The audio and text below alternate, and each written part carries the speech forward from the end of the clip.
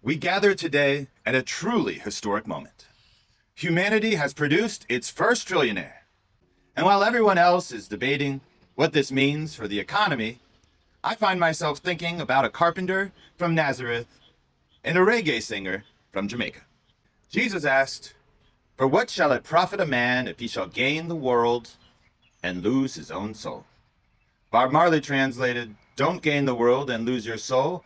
Wisdom is better than silver and gold." 2,000 years apart, same warning. There comes a point where more isn't more. It's just more. We've all played this game. If I just get the promotion, if I just buy the house, if I just hit this one number, if I just get enough likes, if I just make enough money, then I'll be happy. And happiness is sneaky. You get the thing, you celebrate the thing, you take the photo, you text your friends, and then your brain says, okay, but what about the next thing? The human appetite is remarkable. We can turn blessings into baselines faster than any species in history. A miracle becomes normal. A dream becomes an inconvenience. A luxury becomes a necessity.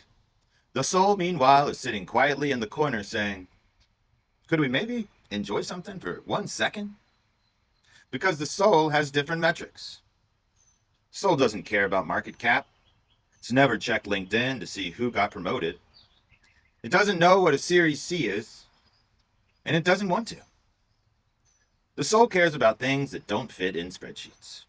Friendship, wonder, laughter, the conversation that accidentally lasts 3 hours, the sound of your kids laughing in another room, the friend who calls when they don't need anything at all, the meal that becomes a story you'll tell for the next 20 years.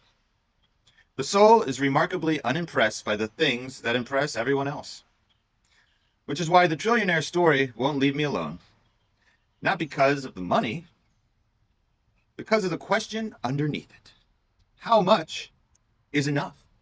History has given us a very consistent answer. No amount of wealth has cured loneliness. No stock option has ever healed regret. No yacht has ever been large enough to sail away from your own conscience. You can buy a private island, but you can't buy inner peace. You can purchase attention. You cannot purchase 1 extra minute of time.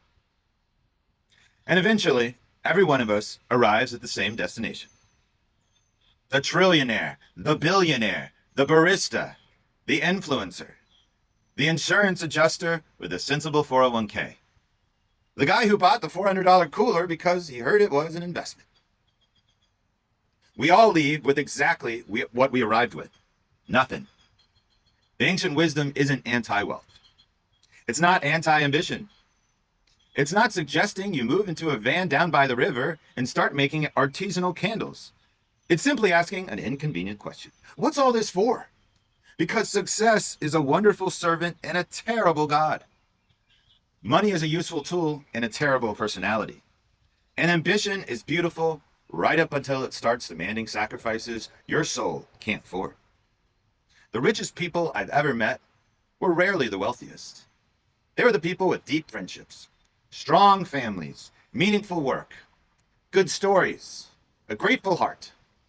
People who knew how to enjoy what they already had.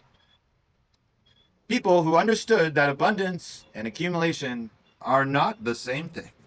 So if humanity has finally created a trillionaire, maybe that's not the most important story. Maybe the more important question is whether any of us have learned when to stop counting. Amen, amen, and God bless.